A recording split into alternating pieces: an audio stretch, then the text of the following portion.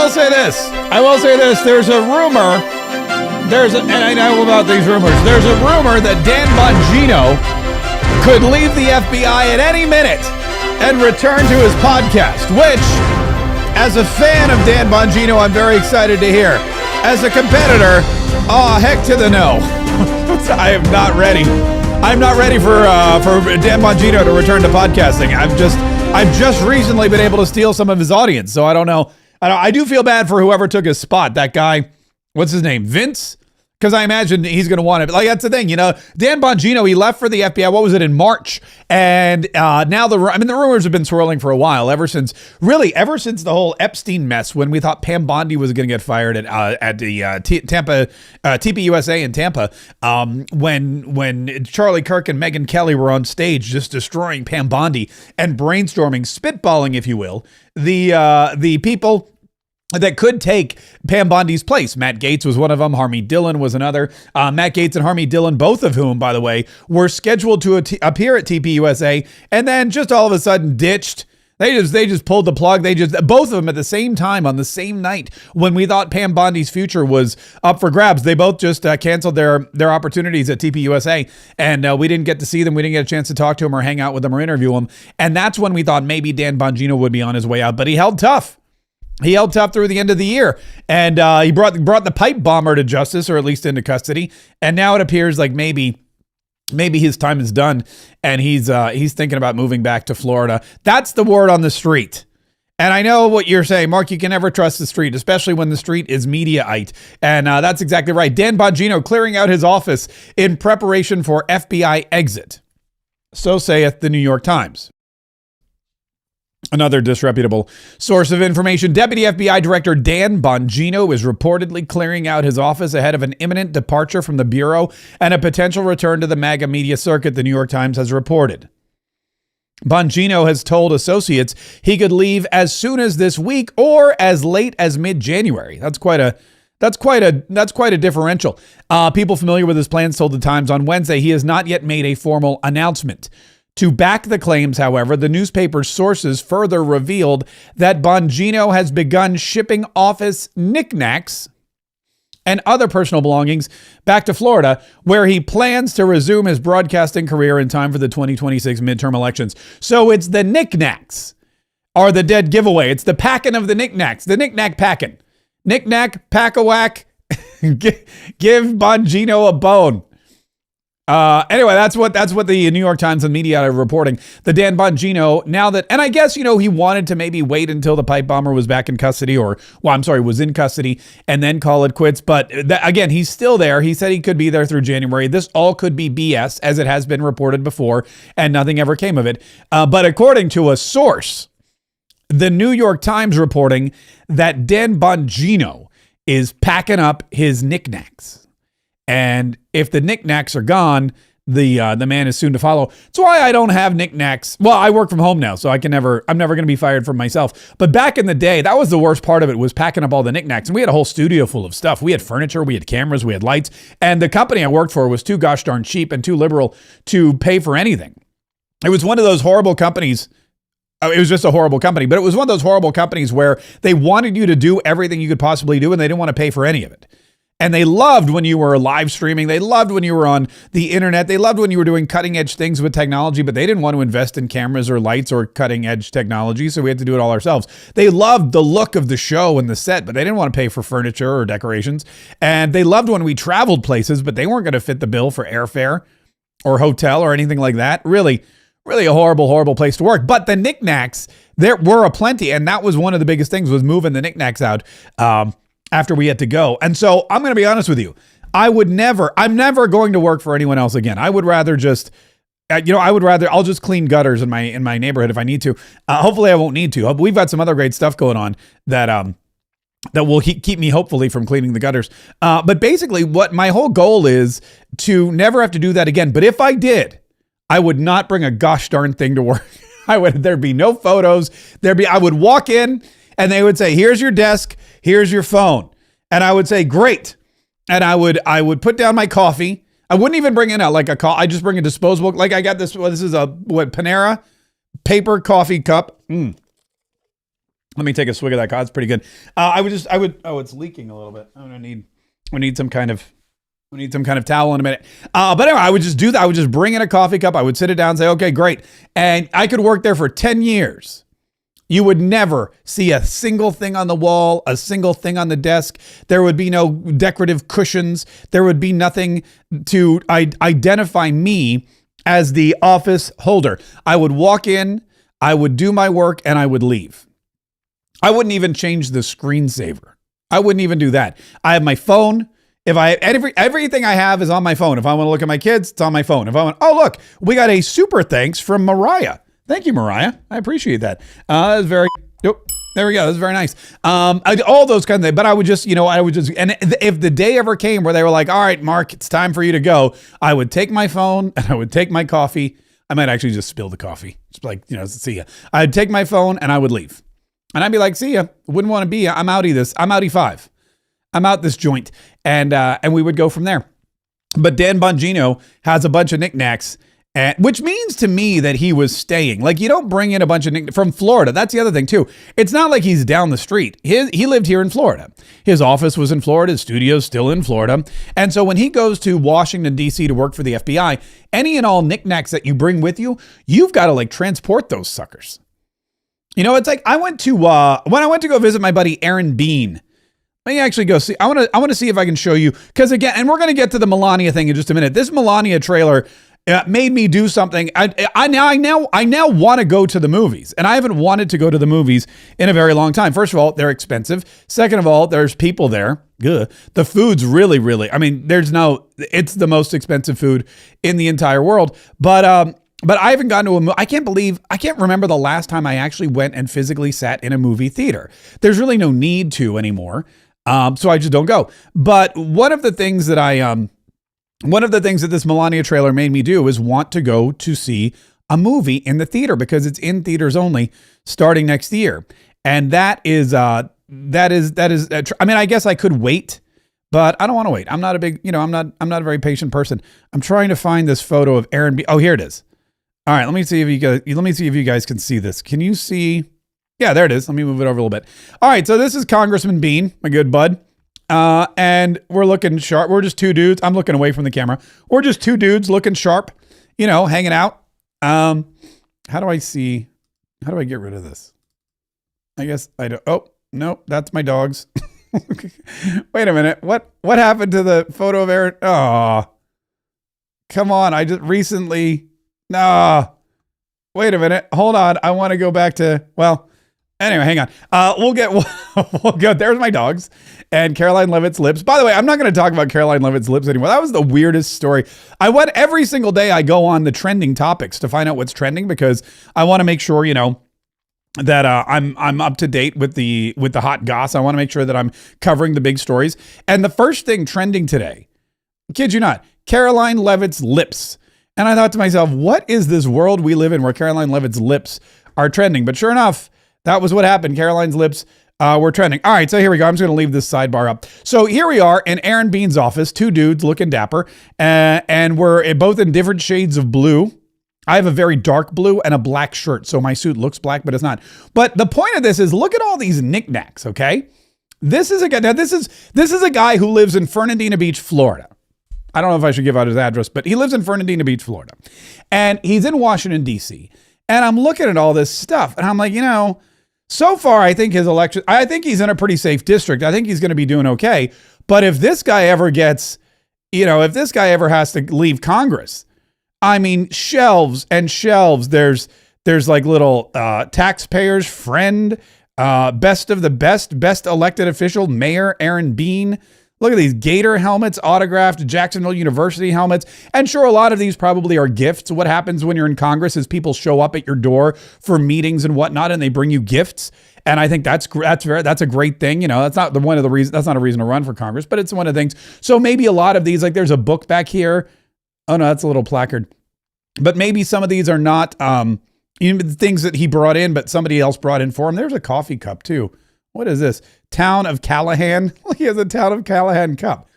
I mean, this is the kind of stuff that you get. And he displayed it because he likes to display. Here's a wide shot. Look, you can really see it here. Oh, there's books galore. 10X Rule by Grant Cardone. Oh, I have that book. Let's see what Aaron Bean's reading. The 10X Rule during school hours. I can't read that one. The Casino. What did it say? The importance of all maladies. I don't know. Battle of for the American Mind. Okay, that's good. What's down here? Battlefield Cyber. Oh, that sounds interesting. Highway of Horrors. Crushed by Ken Buck. Huh. That's an interesting conglomeration of read. Then there's a bunch of hats. Anyway, the point of this is not to snoop on Aaron Bean's office, although it's kind of what we ended up doing. There's a guitar. Oh, I wonder who autographed that. John Deere hat, that kind of thing. That's not the point. The point is to show you that there's a lot of knickknacks. And a lot of these Congress people, they will have all this stuff. And then when it's time to go, because not everybody stays as long as Nancy Pelosi. Some people actually stay for Marjorie Taylor Greene, for example. She's 5 years in and she's out of there. I wonder how many knickknacks she has. But I would never, again, when I get to Congress, here's the thing. I'm not going to bring anything with me. Maybe that's what I do. All right, here, bear with, we're brainstorming today. We're going to get to all the news, I swear. But we're brainstorming today. When I get to Congress, here's what I'm going to do. I'm going to walk into my office. I'm going to look around and I'm going to say, all right, here's all the shelves, right? And we're going to leave them empty. And I'm going to we'll have an American flag. We'll have the Florida flag because we don't have it. There's no District 5 flag. So I don't know what we're going to do with that, but we'll have the Florida flag. We'll have the American flag. And then I'll just leave all the things blank. And then when people come to visit me, I'll just fill it up with all that stuff. I think maybe that's what I'll do. Maybe I'll just leave the shelves blank. So if people come in and say, why are your shelves blank? I can say, oh, if you wanted to display something on my shelf, or if you want to bring me something, I'll happily display it on my shelf. And that way it'll be there for all the photos. That sounds like a good idea. I'll do that. I think I'm going to do that. That's going to be my mojo. So start prepping. Oh, for example, I got the other day, look at this. I went to the Patriot Outpost. Look what I got. This is from, look at this. I got a card. It's from Amy Booker. Amy Brazil 7. Amy Booker. And look what she sent me. She sent me this big book called Bourbon Lore. Isn't this so nice? Bourbon Lore. So now what I would do is if I were in Congress and Amy sent me this book, I would display it proudly on the shelf behind me.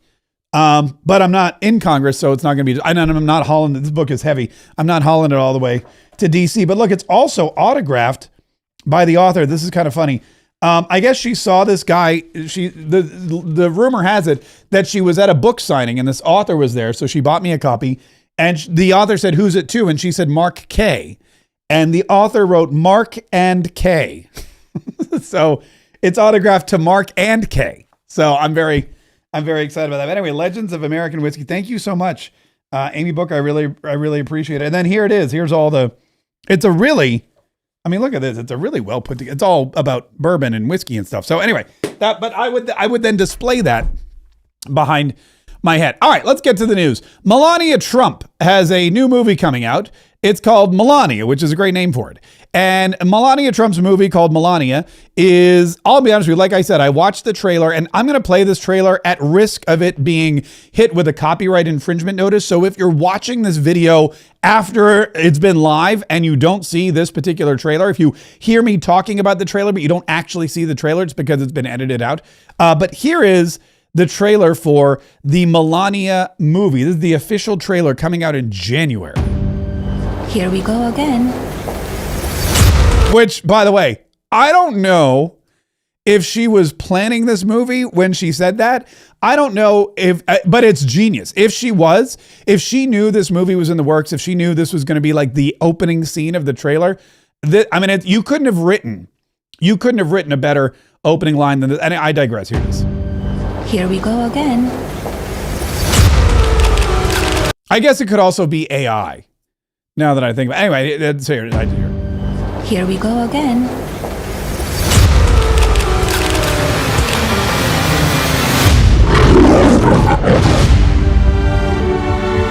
You can come in. Come on in. My proudest legacy will be that of peacemaker. Peacemaker and defiant.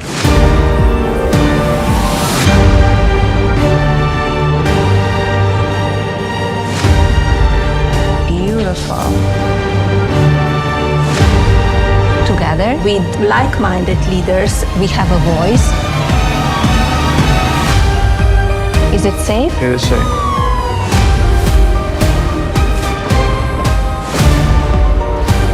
Everyone wants to know. So here it is.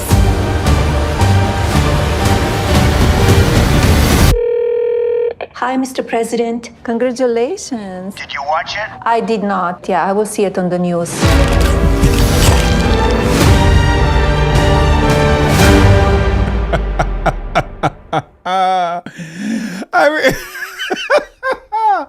My favorite part is at the end when President Trump calls her and says, "Did you watch it?" And she goes, "Oh no, I'll catch it later on the news." That's exactly what my wife would say. That's exactly the kind of thing. That's exactly I mean, that's such a husband-wife thing. And it just goes to show not only is she the first lady, but she's like a wife. And she does wife things. She's like, "No, I didn't watch it live. I'll just catch it later."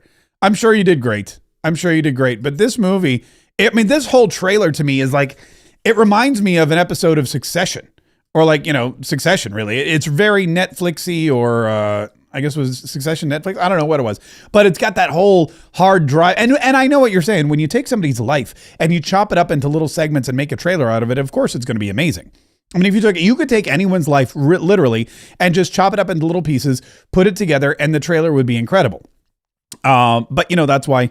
Anyway, so this movie's coming out in January, and I, for one, am super stoked, super thrilled, and I may actually have to take a trek. Maybe we could make it like a campaign event or something. Maybe we could do that. We'll have to figure that out. We'll have to figure out how to make the Melania movie a campaign event, because the campaign's going to be kicking it. We'll have to do like, I could host it or something. We could do like donations. I don't know. We'll figure something out, because we're going to have to get campaigning so that I can get that office and you guys can start displaying your knickknacks on all of these shelves. All right, so let's get back to the news, shall we? Big news today. Republicans voted on something that they probably shouldn't have. There were 4 Republicans. Let me pull up the story.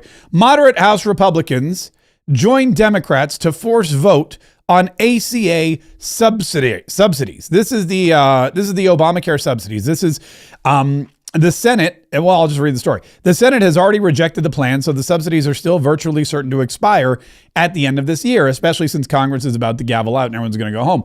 A small group of moderate House Republicans are joining Democrats to force a vote on a proposal to extend pandemic-era enhanced Affordable Care Act subsidies that are set to expire at the end of the year, seizing control of the floor from GOP leaders yet again in a sign of the sharpest tensions within the party. The subsidies are still virtually certain to expire because the Senate has already rejected the plan, and the House is unlikely to vote on the proposal until next year. The expiration is expected to push up costs for most of the 24 million Americans who buy health insurance on the ACA marketplace. House GOP leaders are still planning to hold a vote Wednesday on a modest health care bill that Speaker Mike Johnson unveiled last week. But with most Republicans opposed to the subsidies, Johnson had refused to allow a vote on extending the policy, fomenting the strongest rebellion among Republicans from swing districts to date. Many of those lawmakers, blah, blah, blah, blah, blah, blah, blah, blah, blah, blah, blah, blah, blah, blah. Mike Lawler was one of the ones who voted to extend the subsidies. To me, the clean 3-year extension is not ideal, said Representative Mike Lawler from New York, but doing nothing is not an answer. Mike Johnson should not recess the House of Representatives until we vote on this straightforward extension of the Affordable Care Act tax credit, said Hakeem Jeffries, the minority leader. The Republicans have been fighting bitterly among themselves over health care changes since before the shutdown, echoing longstanding debates that date back to the ACA's enactment 15 years ago. Now, right after this vote, Mike Johnson was leaving the chamber and he was just hounded by reporters, rightly so, by the way. Right. I always say, you know what, you should always hound the Speaker of the House if he is not in control of the House. And that's literally what they accused him of. Mr. Speaker, I have an important announcement. I'm sorry, that's not it. It was, oh, here it is. Have you lost control of the House? Have you lost control of the House? I have not lost control of the House. Because this is the third time. Look, we have the smallest majority in U.S. history, okay? These are not normal times.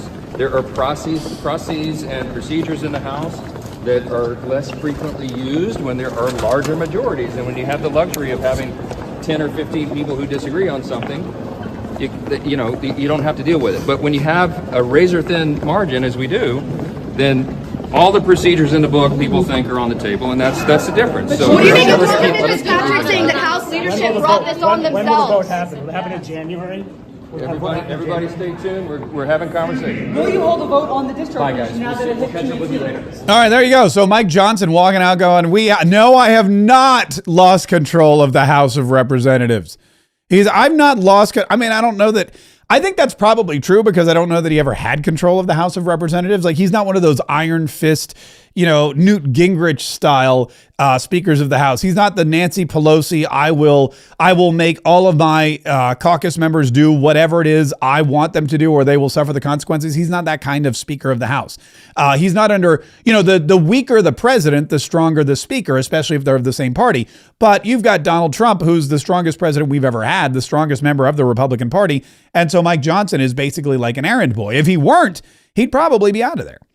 He'd probably be out of there. But it is really interesting how these kinds of things continue to happen. There was another clip. Here it is. I think this is it. This is Mike Johnson afterwards speaking about the vote. Very aggressive legislative agenda coming right out of the gates in January. We're going to continue to work, for example, on health care to continue to bring costs down for the American people, to bring down the cost of living overall. You're going to see an aggressive affordability agenda, and we're going to see continued codification of the president's executive orders. He's up to about 200 of those. Probably about 150 of them are codifiable by Congress, and we're working steadily through that list. You're going to see us delivering for the American people while the effects of that giant piece of legislation that we did on July 4th, got signed on July 4th, comes into implementation. So much more yet to do. And the president and I talk about that almost every day, and he's excited about it, and I am. Okay, why is it that we're waiting till January? That's the thing. He said, and he almost had me there. Like, you'll notice he said, Donald Trump, the president of the United States, has signed 150 to 200 executive orders. He said 150 of them are codifiable, meaning can be codified by the Congress and the Senate. However, have not been codified. So you got 200 executive orders, 150 have to be codified, and they're not done yet. You've got all this other legislation, everything else that came from this big, beautiful bill on July 4th, and a lot of it is still not done. The House of Representatives shut down. Why? Because the Appropriations Committee, starring John Rutherford, couldn't appropriate their 12 different appropriations packages. And so we didn't have a budget, and the government shut down, and it's probably going to happen again in January, unless, of course, the Senate grows a pair and gets rid of the filibuster. But that's not likely to happen. That would take a Christmas miracle for that to happen. So no, the House of Representatives has not done anything. And yes, Mike Johnson has not lost control of the House of Representatives because he never, ever had it. There are more discharge petitions. Every single day, it seems like there's a new discharge petition, and that's really what this vote was as well. It was on a discharge petition. So you've got, look at this. You've got discharge petitions about Epstein files, discharge petitions about Obamacare, 3 of them floating around. You've got Anna Paulina Luna with discharge petitions about elected officials trading stocks and banning that practice, which is, I don't even know why you need a discharge petition for that. Yes, I do. By the way, see the aforementioned John Rutherford, who would never, ever support something like banning stock trading for Congress people. But this is why Tim Burchett, poor Tim Burchett from Tennessee, who's out there in his barn jacket, he's got his glasses and his barn jacket, and he's fighting every single day. He's trying to break this horse, and every single day he gets back off and goes into the barn and shakes his head, and man, he just looks tired. Hey everybody, Tim Burchett. We just finished a couple of procedural votes. It's just part of the process, but we had some real fireworks on the floor because they call a 15-minute vote, so it gives you 15 minutes to get up here. Well, 28 minutes into it, the acting speaker called the vote and banged the gavel, and Democrats pitched a fit because that's not fair. And that's government to a T right there. Oh, we give you 15. No, we give you 30. It's just on and on and on. It never ends. It's got to start somewhere. They'll do this for a little while, and people will pitch a fit, and they'll get back to in 30, 35 minutes on a 15-minute vote. And I think it's indicative of why nothing gets done up here in the entitlement that really you see from both sides of the aisle. I was glad they called the vote. I wish they'd start doing a 15-minute vote in 15 minutes. When I was in the state legislature, we could go through a calendar of 25 or 30 bills in an hour or so. And we had debate and everything. But this is just the way this operation runs, and it's designed to be slow and ineffective, and both parties are guilty of it. Just the other party's a lot more guilty, I feel like. That's my favorite. Just to be clear, both parties are guilty, but the other guys are way more guilty. And I'm going to test this. I've seen this in action. It's really, the first time I saw it, I was scratching my head and going, what's happening? And I had to ask around, I go, isn't the vote over? And they're like, it doesn't even matter. But it's true. Let's say there's a vote at, in fact, the last time I was in Congress, I went up to the gallery. I was there with my daughter and some of her friends, and we got up to the gallery and we were sitting there, and I said, now there's going to be a vote at 2:00. And now get this, vote at 2:00, 15-minute vote. Okay. 2:00 on the dot. The chamber's basically empty. There's like 4 people up at the, like the clerk and everything else. They're all there. There's some security guards. And all of a sudden, at 2:00, 2 Congress people walk on the floor. Jimmy Patronis from Florida's 1st District and Randy Fine from Florida's 6th District. Why were they first? I'll tell you why they were first. Because they had just 2 days prior won their special election. They had just 2 days prior been sworn in as congressmen, and this was their very first vote. So much like your first day of school, much like freshman year, much like whatever, you don't want to be late to the first class. And so they've been, and it's not like the beginning of Congress, this is midterm. So it's, April or whatever it is. They're just sworn in. They hear there's a vote at 2:00, 2:00 on the dot, boom, they walk in. And I swear to God, the 2 of them look around like, where is it? Are we in the right place? Is this the right Capitol building? Did they move the vote? And someone's like, no, everyone else will be here in a minute. And then finally, about 2:10, 2:15, the majority, it looks like, of the House of Representatives is there. The voting begins, and they have the little clock going, and people go in and they vote. You can see they're this and that and whatever. And then people are chit-chatting and they're talking, whatever. Then they leave. Some people come in, some people leave, some people come in, some people leave. And you're looking at it, and the vote expires, and there's nowhere near 435 votes on the board. And then you see again, a couple people wander in, stick their little card in the slot, type in their little number, vote, and then boom, they're gone. But it goes on forever, way longer than Tim Burchett said. And the reason that is of course, again, to slow down legislation. It's to limit legislation. Now, I'm all for slowing things down, but I do think that it does get in the way of some good things. And it'd be easier if people just voted yes or no, if they just voted the right way instead of having to slow down the system. But it is kind of crazy. But that's where we are now. 4 Republicans joined forces with the Democrats to push forward these ACA subsidies. And nothing's going to happen this year, but it does show that Mike Johnson does not have a caucus that is in lockstep. Mr. Speaker, I have an important announcement to make. This is Jim McGovern. Anybody in the press gallery listening, I want them to hear this. I have called on Republicans to put country over politics, put country over their party, to do the right thing for their constituents. And we have a discharge petition that 214 Democrats have signed on to force a bill on a 3-year clean extension. And while we have been debating, 4 Republicans have actually done that. We are now at 218. And what that means is that it sets in place a process that will allow us to vote on a clean extension. And we have 218 people who will vote for it, which means we will pass it. But unfortunately, the procedures around a discharge petition mean that we can't get to it until we come back from our holiday break, so in January. But we don't need to wait for the discharge petition to ripen. We can actually act today. And so we want to preserve the tax credits for 20 million working class Americans that rely on them. And Democrats in this House and in the Senate have acted like adults in this room during our entire months-long effort to get Republicans to do the right thing. We have, and I want to thank those those Republicans who signed the discharge petition, because that is actually going to make sure that we have a vote and we can extend these tax benefits. But again, we can kind of short circuit the process. If we defeat the previous question, we could vote on it today. Yeah, you're not going to, though. You're not going to vote on it until after the new year, and likely it won't pass the Senate. So that's where we are today. But the fact of the matter is you've got Republicans, and the reason for this, again, is because guess what? It is going to be an election year. 2026 is an election year. People are going to go out and they're going to be running for Congress. They are going to go out and they are going to try to get elected.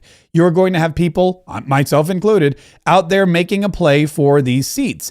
And the people that are in a position of power are now, and you can see it already, starting to vote for their future instead of their present. They're starting to vote for their future selves instead of their present constituency. And when you're a representative in the House of Representatives, at least my understanding, and I've studied this a lot, when you're a representative in the House of Representatives, your goals, your job is to represent the people in your district, the voters who sent you to Washington, D.C. in the first place. Your job is not to vote the way you think you should vote in order to secure a seat in a purple district. Your job is not to vote the way you think you should vote so that you don't lose a big donor. Your job is to vote the right way, the way that the people who sent you there want you to vote. And if it means that it gives ammunition to the other party to run somebody against you, or if it gives ammunition to a primary competitor to go in there and steal your seat out from under you, then so be it. That's your job. Your job is to vote the way that your constituents want you to vote and need you to vote, and the way that you promised them you would vote, and not worry about getting defeated. And if you get defeated, oh well. That's politics. You obviously weren't that charismatic and convincing in the first place. You obviously made some mistakes somewhere along the line. And I would hold anyone to that. I would hold anybody to that. Anyone who leaves Congress or gets primaried or gets defeated did so because of their own actions, not because of the actions of somebody else, except for maybe Marjorie Taylor Greene. Because Donald Trump's True Social post, where, I mean, not everybody gets this True Social post where Donald Trump says, I hereby unendorse you and will do anything I possibly can to defeat you in the next election. Anyway, so that's what's been going on in Congress. That's what's been going on today in Congress. In the meantime, there's a couple of other things that I did want to share with you. We kind of have, it's one of those hodgepodge days. Every now and then there's a day where there's just like one big story and it just takes over the entire day. One big, like this morning, for example, Caroline Leavitt's lips, which is kind of, I mean, it's a creepy thing to say, but all morning this morning, Caroline Leavitt's lips. That was the big story. What's up with Caroline Leavitt's lips? And so we talked about that for a good 20 minutes, which is the longer, I don't think I've ever talked about anybody's lips for 20 minutes. Never. But that was the big story. But now we're getting into it. There's like so much going on. It's kind of like a hodgepodge. A lot of little stories that we want to keep you abreast of. For example, let's go to, speaking of Marjorie Taylor Greene, let's go to Marjorie Taylor Greene on CNN. Marjorie Taylor Greene, now that she's announced her retirement, Marjorie Taylor Greene, one-time MAGA queen and conservative firebrand, is making the rounds of all of the liberal media. She's going back to The View for a second helping of Whoopi, and now she's on CNN, and she is bad-mouthing Donald Trump and Republicans. The major fallout happened yesterday with his statements on the tragic murder of Rob Reiner and his wife. MAGA faithful reacted big time, and they called it out. It's all over social media. People, his supporters, including myself, we didn't appreciate hearing the president, who himself was shot, and after Charlie Kirk's horrific murder, we didn't appreciate, even if you don't agree with Rob Reiner politically, there was no reason for his statement to be the statement that he made. Yeah, when he says, I mean, this was in the immediate aftermath of us finding out about Rob Reiner, and obviously now his son has been taken into custody. You've said that his murder was not about politics or political enemies. The president called him bad for our country and said he was a deranged person as far as Trump is concerned. I thought that statement was absolutely completely below the office of the President of the United States. classless, and it was just wrong. It's a tragic murder. It's a family ripped apart. And from my understanding, what I've seen on the news, it was drug abuse and mental illness. And many families across America deal with family members that are drug addicts or have mental health issues. And I think the president should have responded with compassion and talked about those issues. He didn't have to make it about politics. And I think that was, it was really below what we expect our president to talk like. Okay, so now I don't listen.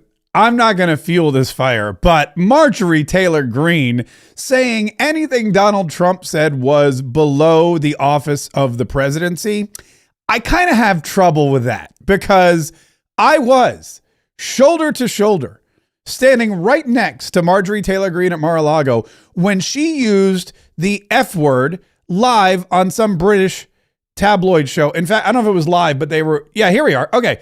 I have the clip here. This is Marjorie Taylor Greene.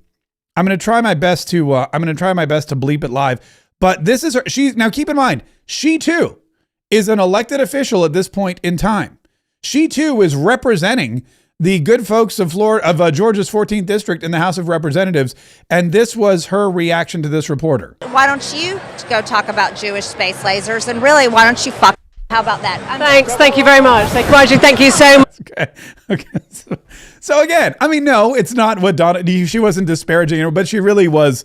She really had some salty words for this reporter. And I think tonight is the clear message that President Trump is the clear front runner. He's the winner in our Republican primary, and it's time for Nikki Haley to drop out and support him. Do you think President Trump, Mr. Trump, is closer to picking his VP, and should you be on that list? Oh, that's the question everyone asks. And no, I don't think Nikki Haley should be on the list.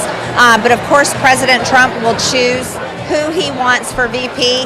Would you like to be on that list? He's got a long list. I support President Trump in any way he'd ask me. But I can assure you it won't be Nikki Haley. And can you tell me why so many people that support Donald Trump love conspiracy theories, including yourself? He seems to attract lots of conspiracy theorists. Well, let me tell you, you're a conspiracy theorist, and the left and the media spreads more conspiracy theories. We like the truth. We like supporting our Constitution, our freedoms, and America first. So what about Jewish space lasers? Tell us about Jewish space lasers. No, why don't you go talk about Jewish space lasers? And really, why don't you that? Thanks. Thank you very much. Thank you.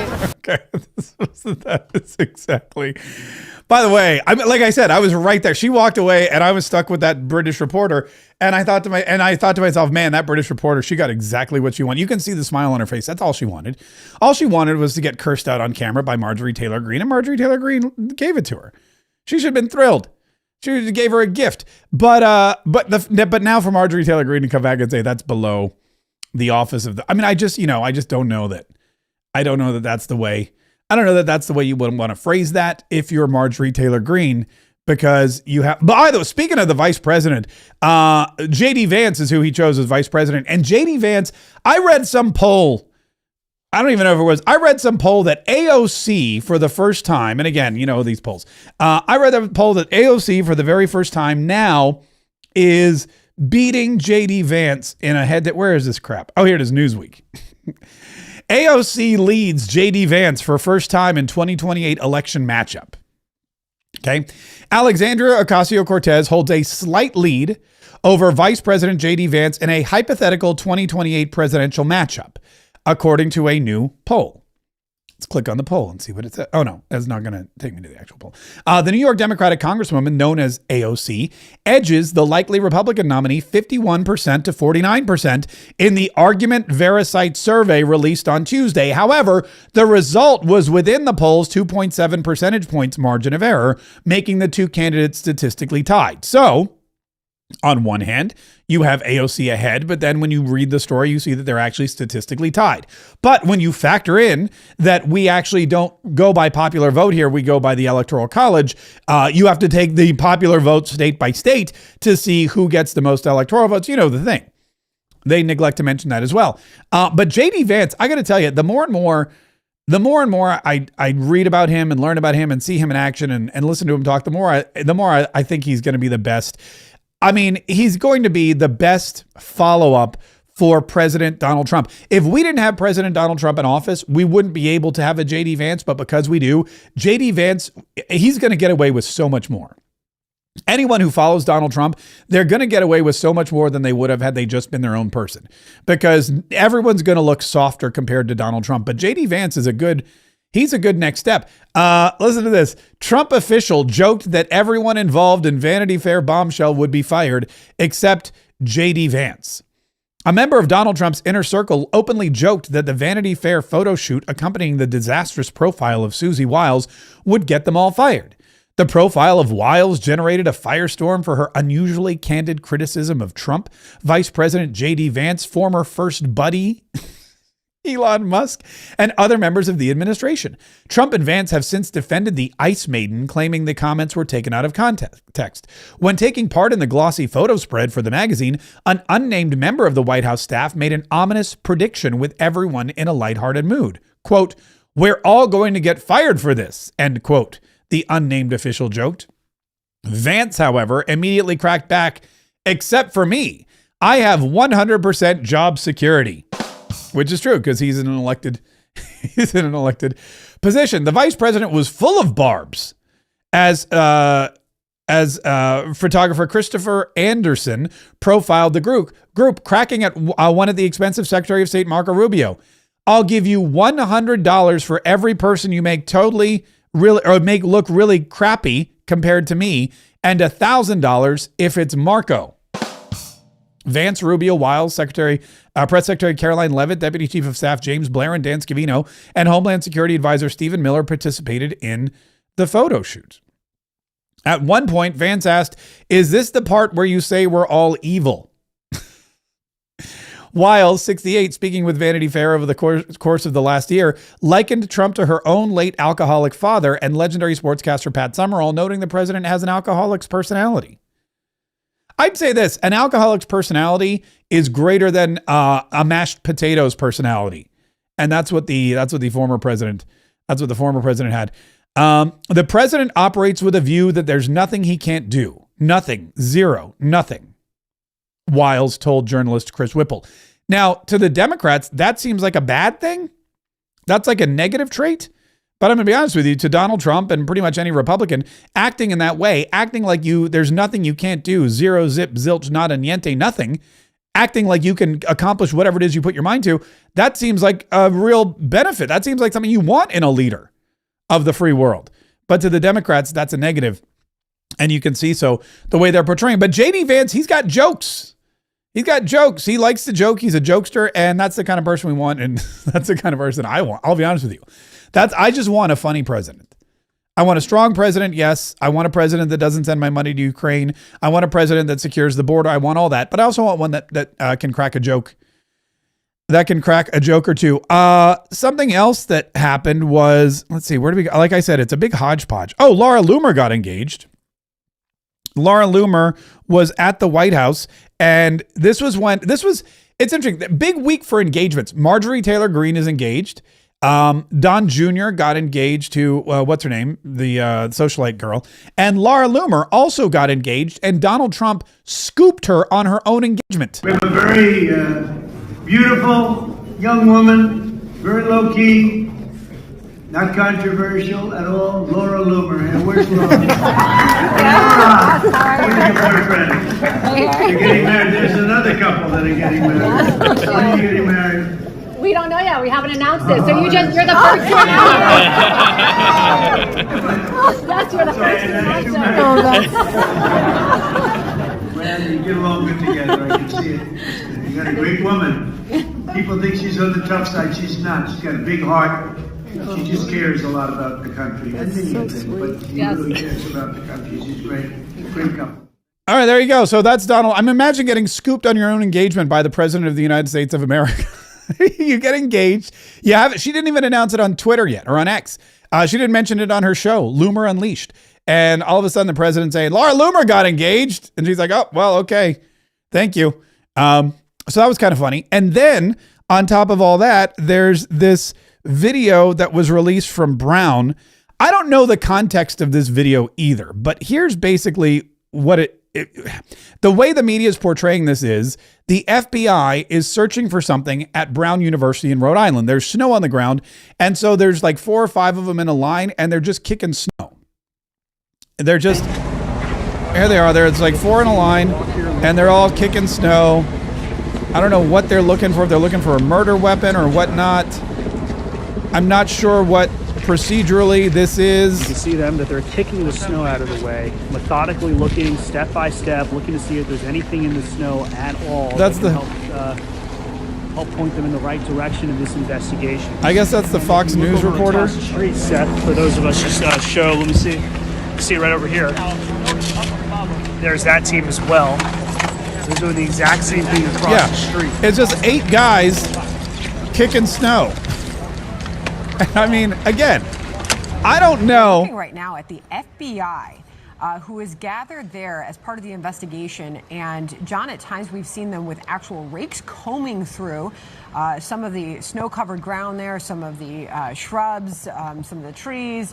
They're obviously looking in very specific areas. Again, this is live, watching the FBI combing through, obviously looking for any bit of evidence to further this investigation, live out of Providence, Rhode Island, John. Yeah, anything that the gunman might have dropped or tossed on his way out of the building as he went walking down the street, because that's right in the area there where the surveillance camera got a picture of him, where our Brian Yennis has been dutifully reporting from. Okay, so we're going to continue watching this. John, obviously, as that community and those students have been shaken to their core, the school and the local police are urging vigilance, obviously, in the area. Okay, and again, I don't know. This is where Dan Bongino would come in handy. He would know the FBI procedure. He would know exactly what's going on here. And I know that it's very sad because there's multiple people that were killed, multiple people that were injured. This guy is still, as far as I know, on the loose. They're starting to that's the other thing. They're scrubbing this guy's existence from everything at Brown University, Rhode Island. They don't want anyone to know this guy ever existed. They're like, quick, we got to get him because he's apparently a jihadi. He's pro-Palestine, anti-Israel. He killed a Republican woman and shot up a Jewish professor's classroom. So I guess, if it looks like a Palestinian jihadi and acts like a Palestinian jihadi, probably it's a pro-Palestinian jihadi. But that's just my guess. Again, I'm not a trained law enforcement agent. But the whole kicking the snow thing, the rakes I get, shovels I would get. I thought, maybe you haul out like a metal detector or something. That could be kind of useful, I would imagine. But I don't know about this whole kicking the snow back and forth. That just doesn't seem like it's doing anything. I don't know. But again, I'm no expert. Speaking of people that don't do anything, it looks like Ilhan Omar is now calling out the president's travel ban and saying again that it's, basically racist. President Trump signed a proclamation yesterday expanding the list of countries with full or partial travel restrictions from 39 to 39. That's up from 19. And Somalia is on that list. What's your reaction to that? I mean, the biggest worry of the new executive order is that it does separate families. It doesn't create an exception for U.S. citizens to have their family members be able to come visit and celebrate milestones with them. And so this is a very cruel, inhumane immigration policy that he is putting in place. It's cruel and inhumane because these people won't be able to come and celebrate things with their families or shoot National Guardsmen in the head right before Thanksgiving when they wanted to go celebrate with their families. It's cruel and inhumane that we're trying to protect people from folks who are not vetted properly and come from poop hole countries where let's be honest, vetting from these countries is in many cases impossible. Why? Well, because they don't have the records. They don't have the infrastructure. They don't have the databases that we have. They don't have computers. In Somalia, you're not going to find a computer system that has a backlog or a catalog of everybody's birth certificate for the past God knows how many years. It just doesn't exist. They don't have it. The technology is not there. And if there were, Who knows that it would even run properly, or that the people running it would run it properly, or that, it wouldn't be easily corrupted. If you had somebody in a country like Somalia running an important computer database and somebody showed up with a bribe, odds are they would take it. Why? It's a very poor country, and those people need a lot of money. Also, the corruption is also, they probably just shoot them in the head and take. That's how they do it in Somalia. But anyway, that's the whole system. So vetting is much more difficult than, say, somebody coming from Canada or somebody coming from the UK. It's a almost impossible process in a lot of these places. And so it's not racist. It's for the safety of the United States, and it's not an abhorrent policy because we're trying to keep Somalis away from each other during Somali Thanksgiving or whatever it is. No, we're trying to protect Americans every other day of the week. What else do we have here?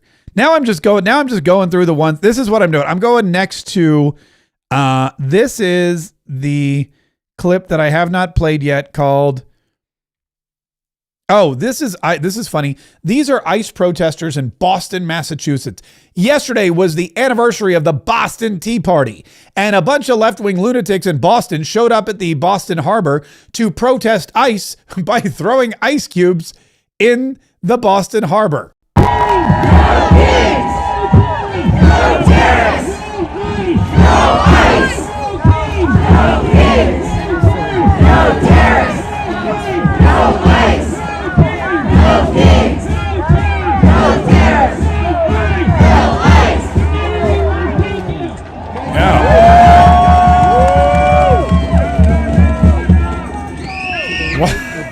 Wow.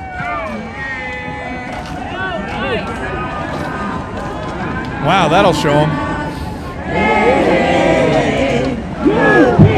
Yeah, so, and again, if you're listening to the pod, let me just explain what's happening here. So there's a bridge, and there's all these left-wing lunatics. They're on the bridge, and somebody brought some Christmas lights, and they've spelled out no ice in Christmas lights, and they're chanting, and they're literally just throwing ice cubes. You can kind of see ice cubes being tossed into the Boston Harbor. And these aren't gigantic ice cubes. These aren't ice cubes that are owned by, King George III. They brought their own ice. They're tossing their own ice into the Boston Harbor. I'm not sure what the point of this is, but I don't think they are either. And then they sing, and then they're singing, hey, hey, hey, hey, goodbye, which is, it's just really interesting. That's just something I wanted to share because the Boston Tea Party, I understand the Boston Tea Party. You had a bunch of patriots. You had a bunch of colonial, America first. They were really truly the first, America first patriots, and they were hanging out at the bar, and they were mad about the tea tax and all the other taxes, and they said we're going to go all the excise tax. They said, you know what we're going to do? We're going to go down to Boston Harbor, and we're going to get on the Dartmouth and the other one, and we're going to throw the tea all into the harbor, and we're going to take hatchets, and we're going to hatch it into the tea so that it can't even be saved, and we're going to toss it in the harbor. We're going to dress like Indians so that nobody knows that it's us. And then they did it. It took them hours. It wasn't like a quick thing. It took them hours, man. They were on there for a long time just destroying tea and tossing it in the harbor, and the next day, tea everywhere. This ice melted on impact probably. The tea stays there it dyed the water. It dyed some of the beaches. If you go to the Boston Tea Party Museum, which is really fascinating, they have one of the boxes that the tea was held in from the East India Company, and it's on display, and you can go see it. They have some of the water in a little vial, little brown tea water from hundreds of years ago that somebody kept. I don't know who, but it's really kind of incredible. It's really amazing. And that is what they did. And that led to the American Revolution, which did something.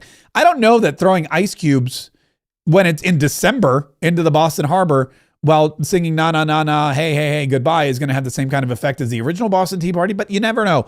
Only history will tell.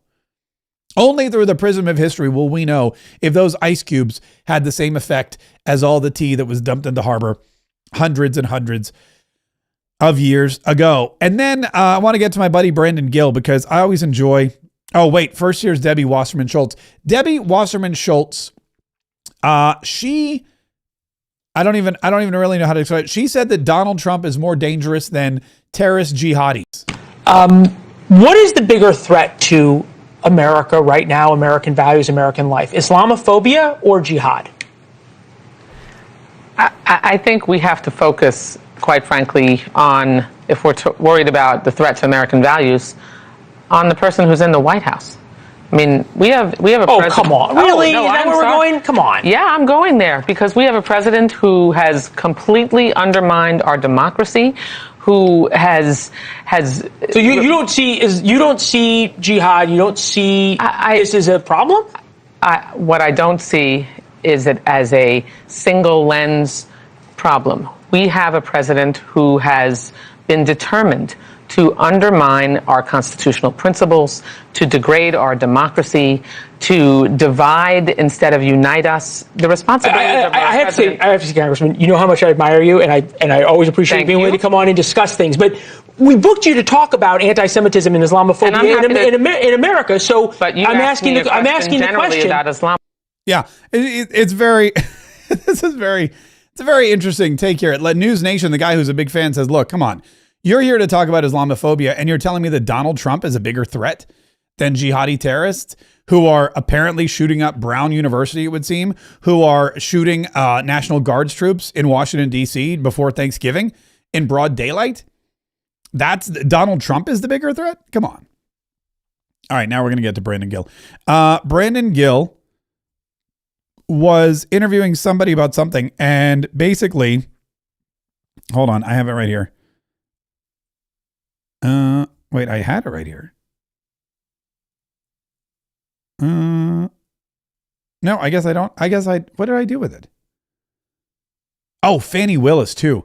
Maybe we should get all right, let's get again, I told you, this is Hodgepodge today. This is Fannie Willis, who is now on trial for being, a criminal. Listen to her just go off in court. Was there a lead on your transition team? I was the lead. I was the DA. Okay. Was there another person that you consulted with more than the others? No. I believe Mr. Wade said under testimony that he was a part of over 90% of these meetings or decisions. Do you recall that being an approximate, accurate statement as to his involvement? I can't speak to any other person's testimony, so I'm not going to ever comment on someone's testimony. If he testified to such, you're going to need to show it to me, or you'll have to forgive me. I don't really trust you.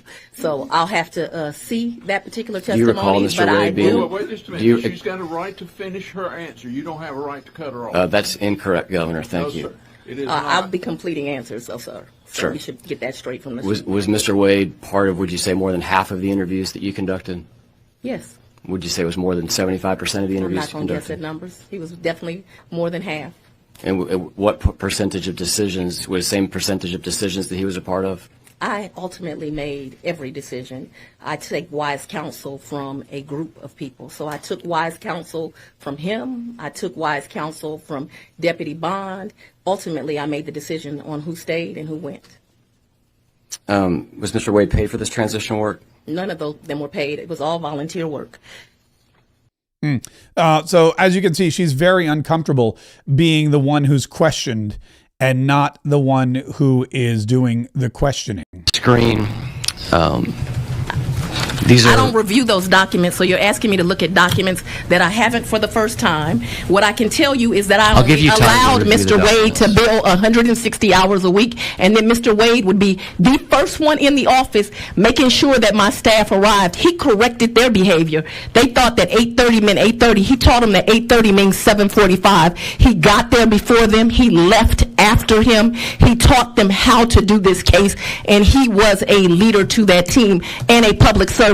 And for that, him like me has been threatened thousands of times. You want something to investigate as a legislature? Investigate how many times they've called me the N-word. Why don't you investigate that? Why don't you investigate them writing on my house? Why don't you investigate the fact that my house has been swatted? If you want something to do with your time that makes sense, and you can use all this in your campaign ad, you attacked Fannie Willis. What have you done, sir? Nothing. So I'm going to refer you to the screen. I know you said you don't approve. I don't look at this. I've never seen it, so I can't talk to you about documents I don't approve and don't review. Can't talk to you about it. Who does approve the documents in your office when invoices come in? I thought we'd been through this. I don't believe you said who reviews the invoices and approves the invoices in your office. First of all, I have no first-hand knowledge of it. You have no firsthand knowledge. You want me to knowledge testify about something I don't have any firsthand knowledge of? I'm asking. So so she's lost her mind basically because she's lost control of the entire narrative of the entire situation, and she's being shown for what she is, basically a fraud.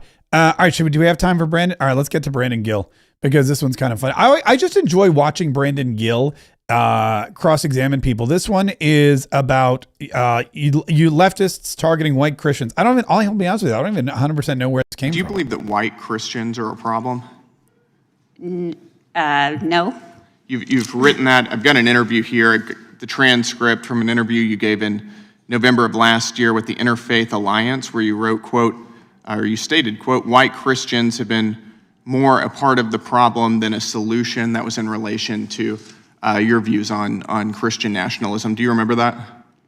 Yeah, so I'm including myself, right? I am a white Christian, and I'm saying that white Christians... That's because of views on Christian nationalism, is that right? Yeah, so... Okay.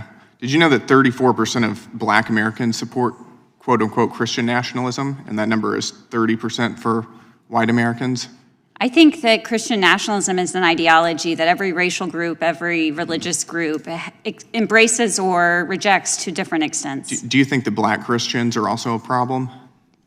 So I said no. I said when you asked me if white Christians... I have the transcript here. You stated in this interview that white Christians are a problem. I'm asking you if you have the same view about black Christians. So I think white Christians have done more than other groups to perpetuate white Christian nationalism, and I include myself in that category. Black Christians support Christian nationalism at higher rates than white Christians, per the statistics that I just read. So Christian nationalism is an ideology that all different groups can reject, and I think that's one social service. I got it. Survey. No. What my understanding is that the categorical condemnation only applies to white Christians and not to black Christians. That seems to be your testimony. It's very. You know what they should have? That should be a show. If there's ever going to be a new Judge Judy, I think it should be Brandon Gill. Look, there's a lot going on. There's a lot coming out every single day. And it seems like as we get closer and closer to the end of the year, it seems like there's more and more people that are doing whatever it is that they can, whatever it is they're allowed to do to get their final time in the spotlight, their final limelight, whether it's going on CNN and lambasting MAGA, or whether it's, crossing the aisle to vote with Democrats, or whether it's, I don't know, just being stupid. It's exploding at your own hearing. Whatever it is, it seems like there's a lot of folks trying to get that last minute attention before 2025 is over. And I'm all for it. I'm here for it. I will be here for it. And I hope that you continue to join us. Whether it's Vanity Fair articles about Caroline Levitz's lips or Elon Musk taking ketamine. Look, it's going to be a wild end to the year. And in fact, it's going to be an even wilder beginning to 2026. I posted something, and again, this is more for those of you that know, we have there's two sides to Patriot Media, really. There's the media production side, and the media production side is what you see every single day. It's the 47 Daily Podcast. It's Mark K. Saves the Republic. It's our Newsmax appearances, of which there are several. It is all the content that we post on TikTok and YouTube and everywhere else. It's our books and our t-shirts and our merchandise and yada, yada, yada. But the second side to that is our educational and training arm of Patriot Media. And for business owners and entrepreneurs and other people who want to utilize social media, my theory has always been learn from somebody who does what you do, not somebody who teaches what you do.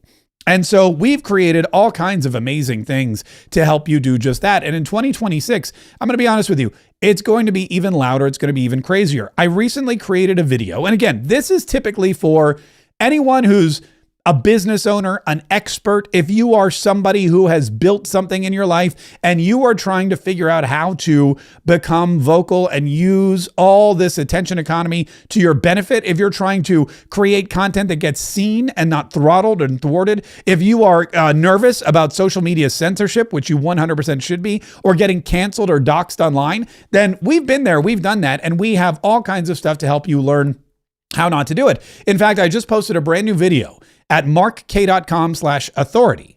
markk.com/authority, and you can go there, you can watch the video, you can learn all about a plan for 2026 to build authority and monetize attention with your own podcast.